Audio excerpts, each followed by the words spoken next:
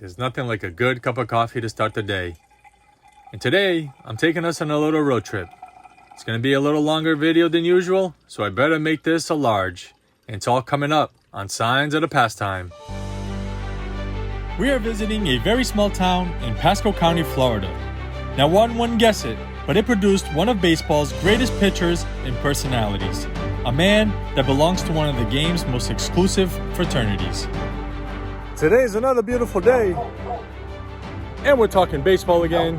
Welcome everyone, this is Hugo with Signs of the Pastime, and today I'm talking about a very special player who wrote a great book called The Black Aces, and that is Jim Mudcat Grant. And I made it all the way to his hometown of Lacoochee, Florida. This is where we're going to be today. We're going to be talking about this book and the great pitchers named in it. That dog agrees. He wants me to get going, so let's get into it, guys. Lacoochee, Florida was once just a company town. That company was Sons Cypress Company, a lumber mill company that built Lacoochee around the abundant cypress trees that had been growing in the vast swamps of Pasco County. It was a typical company town. They built the mill and brought in all the equipment and machinery necessary to process the hewn timber into usable lumber, but also constructed a railroad line to transport the wood. Lacoochee was a byproduct of Sons Enterprise, created to house and accommodate the 100 or so families who eked out their meager living by working for the company. The town consisted of the company store, the company doctor, the company quarters, and the company elementary school, formerly known as Lacoochee Colored School. The workers' quarters were a series of approximately 100 2 to 3 bedroom houses placed in rows like cookies on a baking sheet. There were no utilities, no running water, no electricity, no telephone, no indoor plumbing, just one outhouse behind each row house. There was little to provide any comfort except for family. The quarters were home to all of the black mill workers. The white part of town was literally across the railroad tracks. It housed the general store, the post office, and the movie theater. Life was simple in Lacoochee. It just was. Everything was sort of staked out for a person whose family worked for the mill company. Since there was no real source of income, let alone wealth, other than what the family was paid for by Sons, it was understood that families would just live in one of the row houses, attend a row school, and learn enough to grow up to be a lumber mill worker and to just follow orders. These conditions were reflections of what most blacks would experience for their entire lives, afforded either inferior resources or no resources at all, making it difficult or impossible to succeed in a world that constantly reminded them that they were second class at best. Society gave them no reason or hope to expect to succeed. Expectations were to survive. Society told them that they wouldn't and couldn't succeed, and many didn't. But for others, whose elders instilled a desire to excel, dreams endured. For Jim Grant, it came from his mother. This here is Mount Moriah Baptist Church, which was Jim Grant's church growing up, right here in Lacoochee on page 198. He talks about his experiences here with Reverend Embry of Mount Moriah Baptist Church, where during sermons on Sundays, Jim Grant couldn't wait to go out and play ball. And sometimes he talks about how Reverend Embry would get into a fiery sermon, and halfway through, he would just look over at a young Jim Grant and tell him, give him a little head nod and tell him he could go ahead and go out to the ball field. So this placard here is from the old sanctuary that used to be right here on the property. This is the newer building, but the one where Jim Grant and his mom would worship at was right here. And just found out from a very sweet lady at the church that the baseball field that Jim Grant would run to was actually not behind the church. She said the ball field was right there. Across the street is where the ballpark used to be. So I'm gonna see if there's any remnants of that baseball field right here in Lacoochee. I couldn't find any remnants or make out where the baseball field was. The property has changed quite a bit since Sons left in 1959. There's a grain mill on the property now, and though not much is left from the lumber mill, one relic remains that is a symbol of the past. One that symbolizes the struggle of those who lived and worked at the mill. It's the Sons water tower. It is also a symbol for those that believe the sky was the limit beyond Lacoochee. and were able to reach their dreams like Jim Mudcat Grant. This is when Jim Mudcat Grant was standing in that picture. And this is the book, The Black Aces. I lost the original dust cover, so I made my own. Did a facsimile of his signature there. I called it Jim Mudcat Grant and the Black Aces. There's his original autograph on a swell card while he was with the Cleveland Indians. And here's the Black Aces card that Topps put out a couple of years ago. Unfortunately, they didn't put Jim Grant in this group here. They got a lot of great pictures of the Black Aces, but they did not include the guy who wrote the book. But we're gonna go through the book here. In the beginning, table of contents, it tells you the players that he mentions. Before he gets to the guys who won 20 games in the major leagues, he honored a lot of the guys who were great pitchers in the Negro National League. Guys like Smokey Joe Williams, Bullet Rogan, Cannonball Redding, William Foster, Chet Brewer, Satchel Paige, Hilton Lee Smith, Leon Day, and Dave Hoskins. My goal is to pick up cards from these players and to do a separate video dedicated just to them in the near future. Now to talk about the pitchers who won 20 games in the major leagues, the fraternity known as the Black Aces. I'm going to turn the camera around and show you some of the cards I have. I think the water tower is a fitting backdrop because so many of these players shared similar experiences and struggles on their way to baseball greatness. These cards I'm about to show are just some that I have in my collection, but I do plan to add others and revisit this location with new cards every year. The first successful black pitcher in Major League Baseball was Don Newcombe. He became the first African American to win 20 games in a season back in 1951. He was the first, regardless of race, to win Rookie of the Year, Cy Young, and MVP. This here is his 2001 Topps Archives autograph card. The second member of the Black Aces fraternity is Sad Sam Jones, also known as Toothpick Jones because he always had a toothpick in his mouth, which made him look even more intimidating than he already was. Sam won 20 games in 1959. This here is his 1960 Topps card, which I'm looking to get a better version of, and I'm also looking for an autograph of his, which is very rare. The third member of the club and the first black pitcher in the American League to win 20 games is none other than Lacoochee's very own Jim Mudcat Grant. Jim Grant won 21 games in 1965, his best season in the big leagues. I'm going to spend a little more time talking about Mudcat than the other guys because he goes into great detail about his life in Lacoochee growing up. He talks about the trials that he endured, talks about those who helped him along the way, those who were against him, the stories that were never brought to light, both good and bad. He talks about his heroes in and out of the game, and his unlikely best friend. He also talks about that memorable 1965 season where he led the Minnesota Twins to the World Series.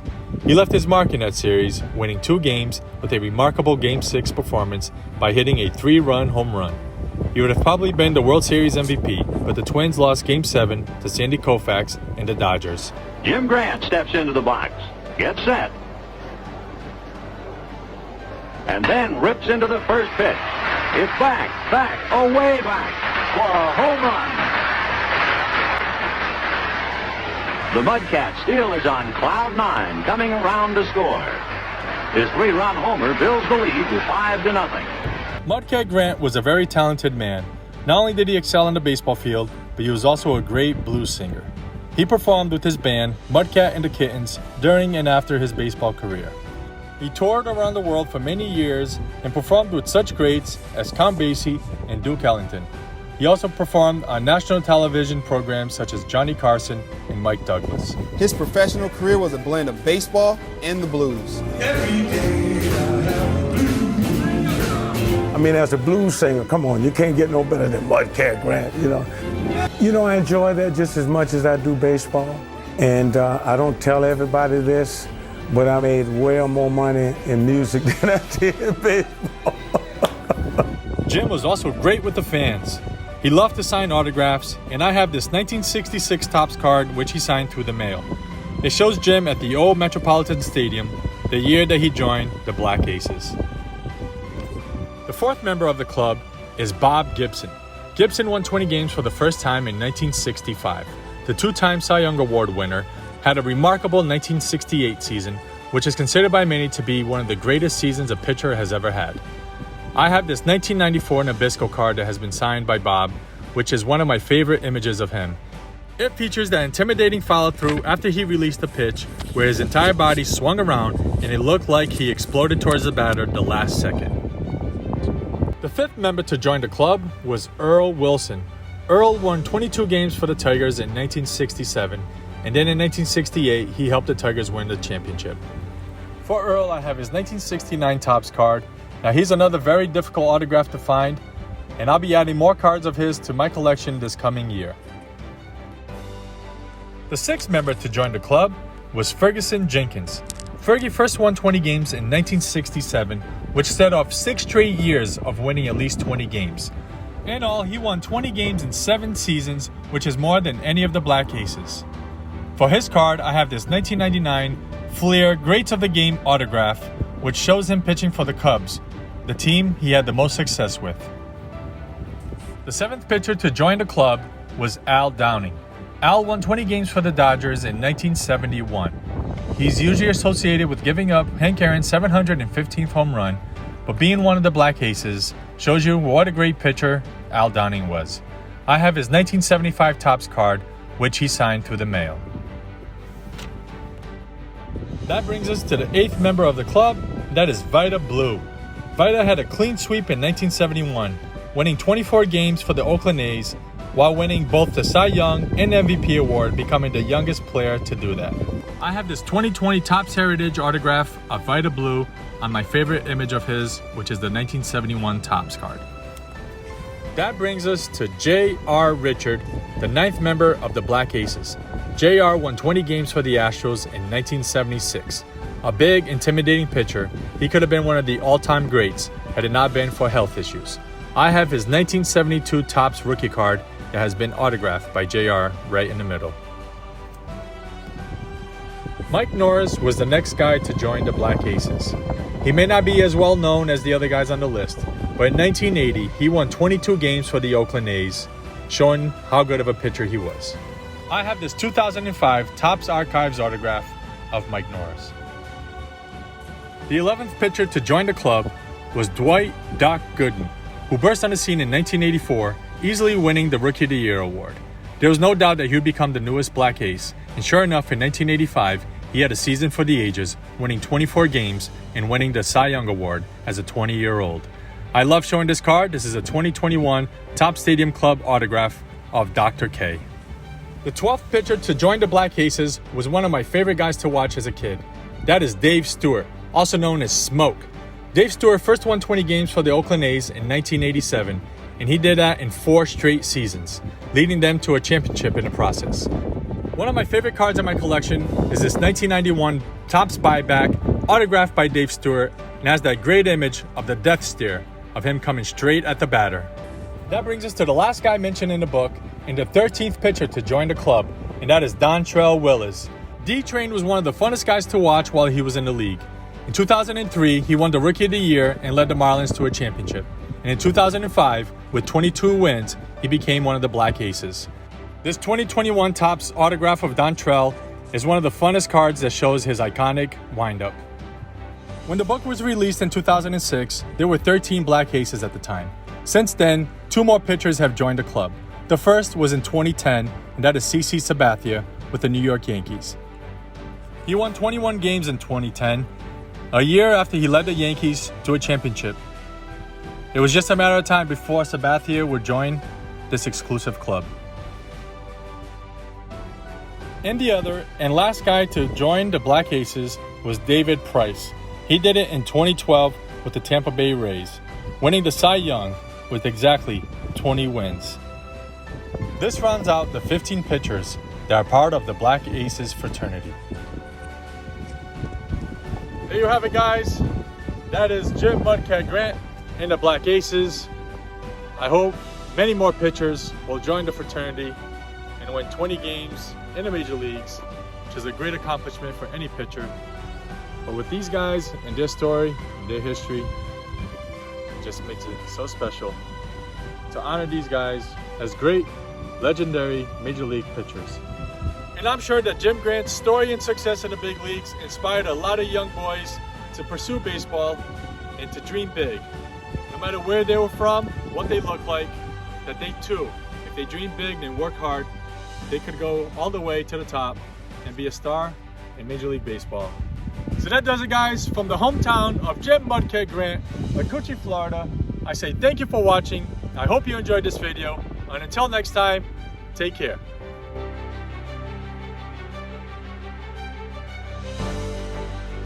Who will be the next pitcher to join the Black Aces fraternity? There are a few guys in the league right now that have great potential. It has been 12 years since we've celebrated a pitcher to join this exclusive club. One thing is for sure, that no matter where you're from, what your background is, and what you look like, what your financial status is, or social status, you can accomplish great things if you work hard and you always do your best. Jim Mudcat Grant from tiny Lacoochee, Florida, once sat with the President of the United States, JFK.